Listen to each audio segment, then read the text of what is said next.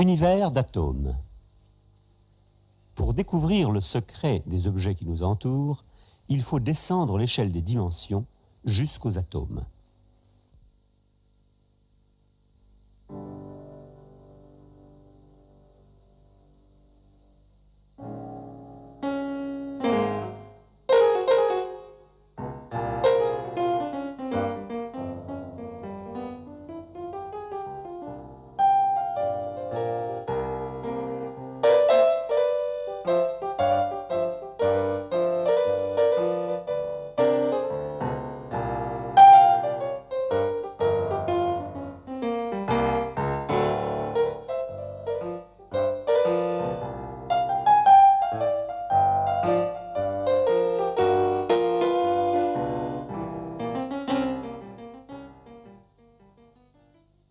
Atomes d'or, de carbone, d'iode, rangés côte à côte, tels qu'on les avait imaginés avant de les avoir jamais vus.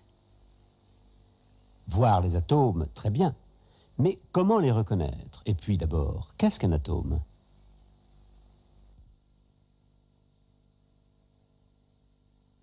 Depuis le début du siècle, nous savons qu'un atome est constitué d'un noyau positivement chargé autour duquel tournent des particules négativement chargées, presque 2000 fois plus petites que lui, les électrons. Un peu comme les planètes gravitent autour du Soleil? Pas vraiment, car pour retenir près du noyau les électrons qui tournent autour de lui à la vitesse de la lumière, il faut des forces électrostatiques coulombiennes, qui sont 1000 milliards de fois plus grandes que les forces newtoniennes de la gravitation. Grâce à sa vitesse, l'électron forme une sorte de nuage autour du noyau. Des nuages électroniques de forme sphérique matérialisent l'atome d'hydrogène ou d'autres atomes semblables, les hydrogénoïdes. Un hydrogénoïde peut avoir deux ou plusieurs nuages électroniques sphériques, concentriques, de taille croissante. Ce sont les orbitales atomiques de type S appartenant à la première ou à la deuxième couche et n'ayant pas d'orientation dans l'espace. Les autres électrons d'un hydrogénoïde peuvent évoluer sur des orbitales de type P, orientées vers les directions X, Y, Z de l'espace, à l'intérieur d'une deuxième, troisième ou énième couche. Dans le cas d'un atome quelconque, les orbitales atomiques de type P sont plus ou moins allongées. Plus complexe encore, les 5 orbitales de type D, ayant 4 lobes toujours orientés dans l'espace,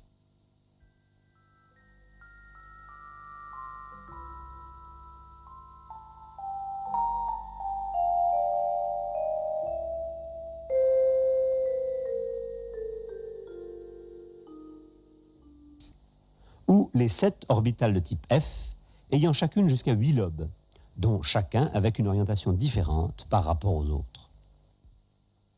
2 électrons à spin non appariés peuvent tourner sur chaque orbitale atomique. Ballet savamment orchestré qui, dans le cas des éléments les plus lourds, les curides, fait virevolter plus de 240 électrons autour d'un seul noyau. Univers régi par des règles strictes, où chaque électron est défini par ses nombres quantiques et a une énergie propre qui lui fait occuper un niveau énergétique bien déterminé. Changer d'un niveau à l'autre, oui, ils peuvent le faire, à condition de recevoir de l'énergie ou d'en donner, et surtout de trouver un niveau libre. Univers certes complexe, mais ordonné, ouvert et flexible, en mouvement et interaction permanente avec l'extérieur. Car, afin d'optimiser la disposition des électrons autour du noyau, les orbitales atomiques peuvent s'hybrider et conduire, comme dans le cas de l'atome de carbone, à une orientation spatiale spécifique que l'on retrouve dans la plupart des molécules organiques. Une orbitale atomique de la couche extérieure peut se superposer avec celle d'un autre atome et former des orbitales moléculaires. dont certaines liantes, où les électrons tournent simultanément autour des deux noyaux et les attachent par une liaison chimique.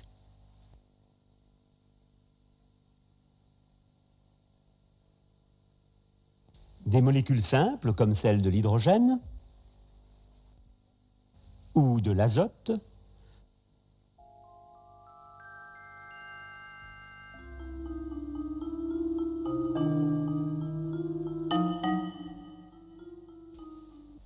sont ainsi formés. De la même façon, différents atomes peuvent être réunis dans des molécules plus complexes, comme celle de l'eau.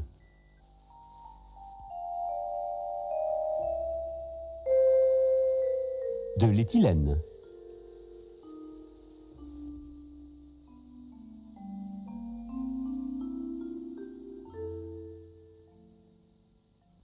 Ou du benzène, molécule dans laquelle un nuage électronique ininterrompu appartient simultanément aux 6 noyaux de carbone. Délocalisation électronique qui ne permet plus de distinguer chacun des atomes du cycle sur les images STM, mais qui conduit à une forme d'anneau aisément reconnaissable. D'autres transformations, toujours induites par leurs voisins, peuvent changer l'aspect des atomes. En effet, perdre un ou plusieurs électrons de la couche extérieure, dite de valence, diminue considérablement la taille des atomes. C'est l'excès de charge positive du noyau qui attire plus fortement les électrons restants.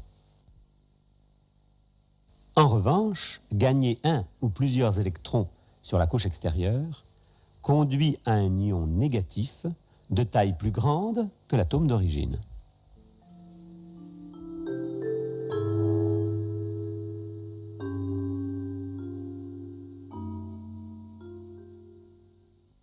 C'est ainsi que les atomes de sodium et de chlore, mis les uns à côté des autres, se transforment en ions, changent de taille et se disposent en un réseau cristallin cubique où ils se trouvent compressés par leurs voisins. Ni l'atome de sodium, ni celui du chlore ne sont identifiables séparément sur l'image AFM du sel de cuisine, tandis que le réseau, lui, est facilement reconnaissable grâce à ses paramètres cristallographiques. C'est l'arrangement des atomes et leur distance réciproque, mesurée par diffraction de rayons X, qui permettent d'identifier un réseau. Sur les images de microscopie STM ou AFM, l'on ne peut reconnaître que les atomes faisant partie d'ensembles moléculaires ou cristallins bien définis.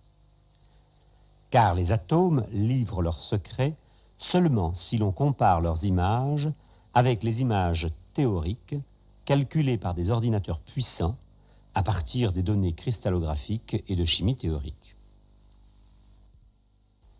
Mais comment peut-on les visualiser avec ces nouvelles microscopies? Le principe de la STM repose sur l'effet de tunnel par lequel un très faible courant peut passer entre un échantillon conducteur et une pointe conductrice polarisée extrêmement effilée qui se trouve à moins d'1 nanomètre de sa surface. Le courant tunnel passe surtout là où le nuage électronique, délocalisé à la surface d'un conducteur, peut se déformer plus facilement, nous indiquant ainsi où se trouve la densité électronique la plus élevée et donc la position de certains atomes. La topographie de la surface est visualisée en la faisant balayer très vite par une pointe métallique placée au-dessus d'elle et dirigée par des céramiques piézoélectriques qui la maintiennent à une hauteur constante. Une image similaire est obtenue si le courant tunnel est maintenu constant, cas où c'est la hauteur de la pointe qui devient variable. Le principe de l'AFM est similaire à celui d'un profilomètre. Une pointe non conductrice effleure très légèrement la surface de l'échantillon. Les mouvements verticaux de la pointe sont détectés avec précision au moyen d'un rayon laser. C'est pourquoi, dans ce cas, ce n'est pas la pointe, mais l'échantillon qui se déplace sur les axes X et Y.